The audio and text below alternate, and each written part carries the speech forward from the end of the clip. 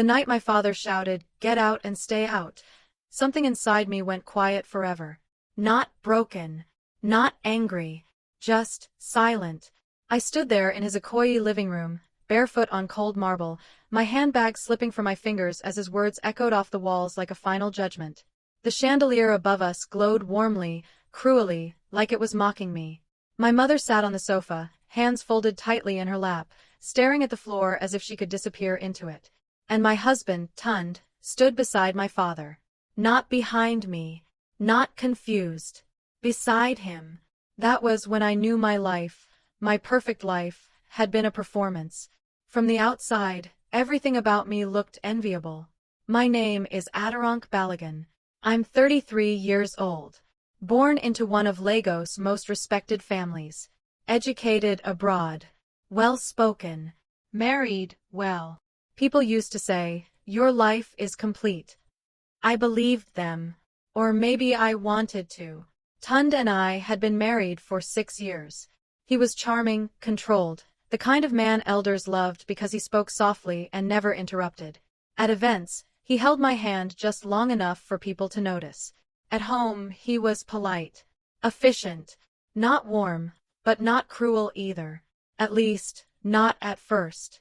The cracks appeared quietly. He stopped asking my opinion on financial decisions.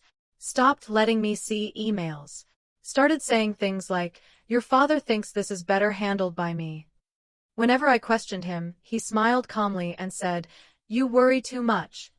I told myself marriage required patience. Then my father changed too. He began inviting Tund to private meetings, without me. One afternoon, I walked into my father's study and found them whispering. They stopped when they saw me. My father cleared his throat. "We're discussing family matters."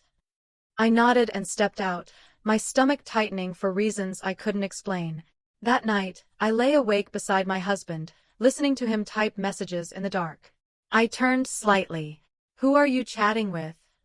He didn't look up. "Work." I watched the faint glow of his phone light up his face. He was smiling.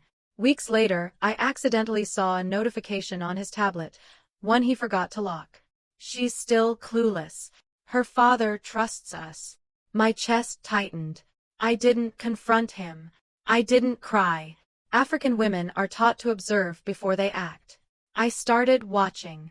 I noticed documents disappearing from our home office. Noticed staff treating me differently. Noticed my father becoming colder, distant, irritated whenever I asked questions. Then came the dinner. My father summoned me without warning. I arrived alone. Tund was already there. My father didn't greet me. He stood up, pointed toward the door, and said the words that still ring in my ears. "You have disgraced this family. Pack your things. Leave."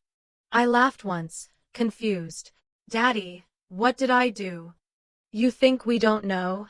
he snapped. "Hiding assets. Planning to abandon your marriage." I turned to Tund. "What is he talking about?" Tund sighed like a disappointed teacher. "Ade, stop pretending." My heart dropped. My mother didn't look at me. That hurt the most. My father raised his voice. "Get out and stay out." So I did. I left that night with one suitcase, my pride in pieces, my marriage in ruins, and no idea how everything had turned against me so quickly. I slept on a friend's couch, staring at the ceiling until dawn. Then my phone buzzed. A message from a private number. "Congratulations, Ms. Balagan. The Malibu property transfer is complete. Full ownership confirmed." I sat up slowly.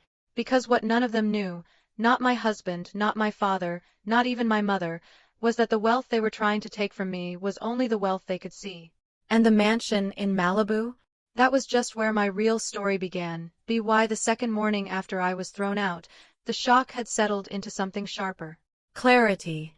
I woke up on Sola's couch in Lekki, the city already alive outside the window, horns blaring, generators humming, Lagos refusing to slow down for anyone's heartbreak. My phone lay on the floor where I'd dropped it the night before. Still no messages from my father. Still nothing from my mother. But there were missed calls from Tund. 7 of them. I didn't return a single one. Instead, I sat up, wrapped a throw blanket around my shoulders, and opened my laptop. There are two types of women in this world: those who panic when their lives collapse, and those who open files. I opened files. The email address I logged into wasn't the one Tund knew. It wasn't the one my father's office had on record either. It was private, quiet, created years earlier at my grandfather's insistence, back when he still looked at me and said, "Never hand your whole life to anyone, not even family." At the top of my inbox sat a message time-stamped 4 hours earlier. From legal advisory subject, urgent, asset movement detected. I clicked it. "Ma'am, your husband and father's legal team have initiated emergency steps to place temporary control over your Nigerian holdings. Divorce filing expected within days. Recommend immediate protective action." My hands didn't shake.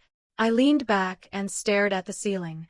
So this was never about misunderstanding. It was strategy. The plan I was never meant to see. Over the next 2 hours, everything unraveled. Emails forwarded quietly by people who suddenly remembered who paid their salaries. Meeting notes that mentioned my name like I was a problem to be solved. A document labeled contingency plan that outlined how my assets would be secured due to my emotional instability. Emotional instability. I almost laughed. The plan was simple and cruel. Accuse me of hiding money, paint me as unreliable, push for a fast divorce, transfer, temporary, control to my husband, make it permanent later, and the signature approving the first step? My father's. I closed my eyes. Not in pain. In disappointment. That afternoon, my driver from home called me. His voice was hesitant. "Madam, I don't know if I should be saying this." I sat straighter. "Say it." "There is a woman," he said. "She comes when you're away. Oga Tund tells staff she's family." My throat tightened. "Who is she?" There was a pause. "Madam, it is Ao, my best friend. The same woman who stood beside me on my wedding day. The one who slept in my house during hard seasons. The one who told me I deserved better whenever Tund disappointed me." I closed my eyes slowly. Of course it was her. Betrayal always wears a familiar face. "Thank you," I said softly. "You did the right thing." When the call ended, I stood up and walked to the mirror. I didn't recognize the woman staring back at me, not because she looked broken, but because she looked awake. That night, Tund finally reached me. "Adironk," he said, forcing concern into his voice. "Why are you avoiding me? This situation is being blown out of proportion." I kept my tone gentle. "I was told to get out and stay out." "That was your father speaking from anger," he replied quickly. "We can fix this if you cooperate." "Cooperate how?" A pause. "Sign temporary authority. Let me stabilize things." There it was. The trap, laid carefully, politely. "I'll think about it," I said. He exhaled in relief. "Good. You're being sensible." When the call ended, I smiled. Because while they were rushing to corner me, I was already moving everything they couldn't touch. Trusts activated. Signatories changed. Jurisdictions shifted. Quietly. Legally. Cleanly. Power doesn't announce itself. 2 days later, my father summoned me for what he called a final discussion. I arrived calm, dressed simply, my hair pulled back, my expression unreadable. They were all there. My father, my mother, Tund, and the family lawyer. No one offered me a seat. My father spoke first. "You have embarrassed us enough." I nodded politely. I wasn't aware silence was embarrassment. The lawyer slid documents toward me. "These are precautionary measures," Tund added gently, "just until everything settles." I picked up the papers, flipped through them slowly, then placed them back on the table. No, the room froze. My father's eyes narrowed. "You think you still have leverage?" I opened my handbag and placed a slim folder beside the documents. "I think you underestimated me." The lawyer opened it. His face changed. "What is this?" my father asked sharply. "Proof," I said calmly. That most of my assets don't belong to the version of me you think you control. Tund stood up abruptly. You went behind my back. I met his eyes.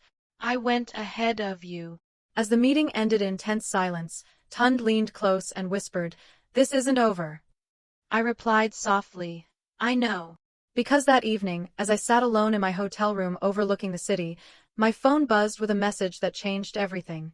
"Ayo, Ronk. I can't keep lying. We need to talk." I stared at the screen for a long time. Then I typed back, "Tomorrow.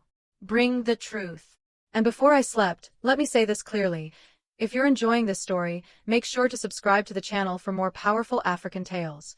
Because the next chapter isn't about anger. It's about karma finding its address. I arrived early. The cafe on Victoria Island was already filling with quiet conversations and the soft clink of cups, but I chose a table near the window where sunlight spilled gently across the floor. I wanted everything calm, neutral, ordinary, because endings don't need noise. When Ao walked in, I felt it before I saw her. She looked smaller than I remembered. Not physically, emotionally. Her shoulders were tense, her eyes restless, like someone who had been holding her breath for too long. She spotted me and hesitated. Then she walked over. "Adirronk," she said softly. I didn't stand. I didn't smile. "Sit," I said. She sat, gripping her bag like a shield. For a few seconds, neither of us spoke.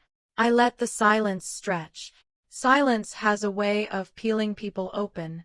Finally, she whispered, "I didn't plan for things to go this far." I looked at her steadily. Things never go far by themselves. Her eyes filled. "Tund said you were leaving him. He said your father already agreed that you were unstable, that he was protecting the family." I nodded slowly. "He said whatever you needed to hear." She swallowed hard. "He promised marriage, control of assets, a future." "And you believed him," I said calmly. She lowered her head. "Yes." I leaned forward slightly. "Ao, I don't need excuses. I need the truth." Her hands shook as she reached into her bag and pulled out her phone. "I saved everything," she said quickly. "Messages, plans, voice notes." He said if things went wrong, he would deny me. I was scared. I didn't touch the phone. "I don't need proof," I said. She looked up, confused. "Why not?" "Because karma doesn't need evidence," I replied. "It needs timing." Her face crumpled. "What will happen to me?" I stood. "That depends," I said gently, "on how quietly you disappear from my life." I walked out before she could say another word. Some people don't deserve confrontation. They deserve distance. Tund's collapse didn't come with headlines. It came with unanswered calls. Banks delayed transactions. Partners postponed meetings. Regulatory bodies requested clarifications. He showed up at my hotel that night, panic finally leaking through his calm exterior. "This is getting serious," he said, lowering his voice. "My accounts are being questioned." I studied him carefully. "You always wanted control," I said. "Now you know how it feels to lose it." "You planned this," he accused. "No," I replied. "I prepared for betrayal." His phone rang. He answered, then went pale. Yes, I understand," he said weakly. "I'll cooperate." He ended the call and looked at me like a stranger. "My license is under review," he whispered. I nodded. That happens when foundations are built on lies. Within weeks, everything unraveled. The divorce moved faster than he expected. His temporary control requests were dismissed. The narrative he built collapsed under its own weight. I didn't fight publicly. I didn't embarrass him. I simply stopped protecting him. My father asked to see me one last time. Alone. No lawyers. No family members. No authority. Just 2 chairs in his study. He looked older than I remembered. "I was wrong," he said quietly. I didn't respond immediately. "I believed control meant love," he continued.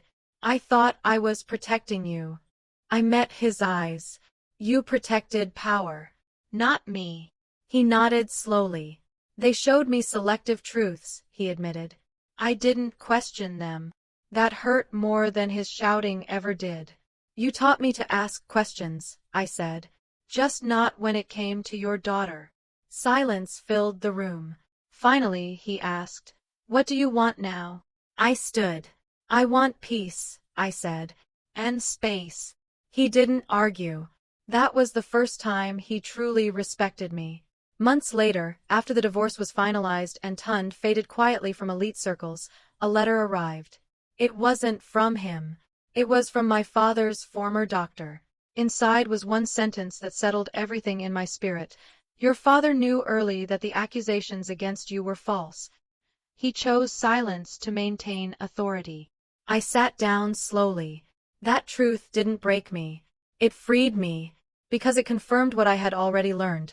Some people don't betray you because they hate you.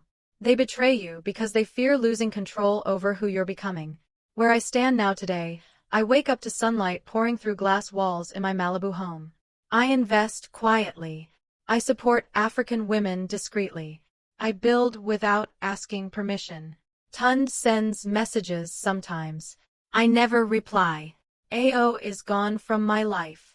That is mercy. My father watches from a distance now. Careful, respectful. And me.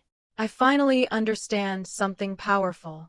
When someone tells you to get out and stay out, sometimes they are unknowingly opening the gate to the life they were never strong enough to imagine for you. The end.